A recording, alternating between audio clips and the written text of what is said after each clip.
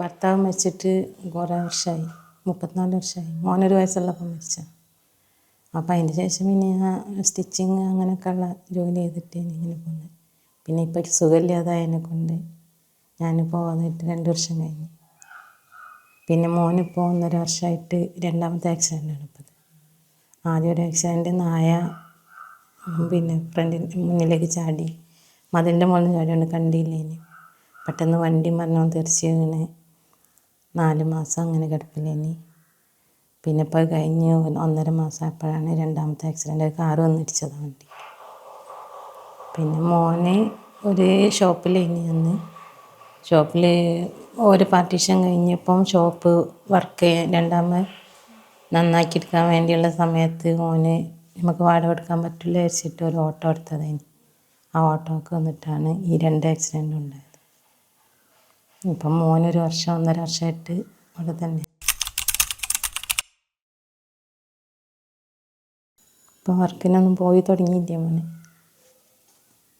ഇനി ഒന്നുകൂടെ കാണിക്കാനുണ്ട് കഴിഞ്ഞിട്ട് പോവാൻ. ഇപ്പോൾ 2 വർഷമായിട്ട് ഞാൻ ഒന്ന് വീണ് കയ്യിൻ്റെ എല്ലാം പൊട്ടീന്.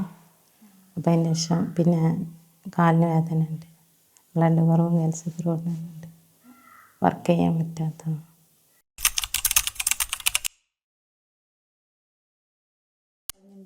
അത് ഞങ്ങളൊരു കസിൻ അതിലേക്ക് ഫണ്ടിട്ടുണ്ട്, മരുമോന്, ഞങ്ങളെ മാമൻ്റെ ഒരു മരുമോന്.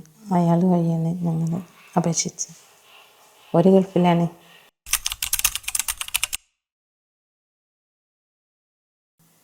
സമാധാനം. കുറേ വർഷമായിട്ട് വാടക കൊടുത്ത് പോയി. വാടക കൊടുക്കാൻ പറ്റാതെ ഇപ്പോൾ മോന് ഇതായതിൻ്റെ ശേഷം ഫ്രണ്ട്സുകളും കസിനൊക്കെ കൂടിയിട്ടാണ് വാടക നോക്കിയത്. നമ്മളെ ചിലവും വാടകയൊക്കെ ഓരേന്. ഓരോ കുറേ കാലം ഇങ്ങനെ ബുദ്ധിമുട്ടിക്കുക. ഓരോ സാധാരണക്കാരാണ്. അപ്പോൾ അതിൻ്റെ പേരിൽ ഒന്ന് ട്രൈ വിചാരിച്ചിട്ടാണ് ഇതിനെ അപേക്ഷിച്ചത്.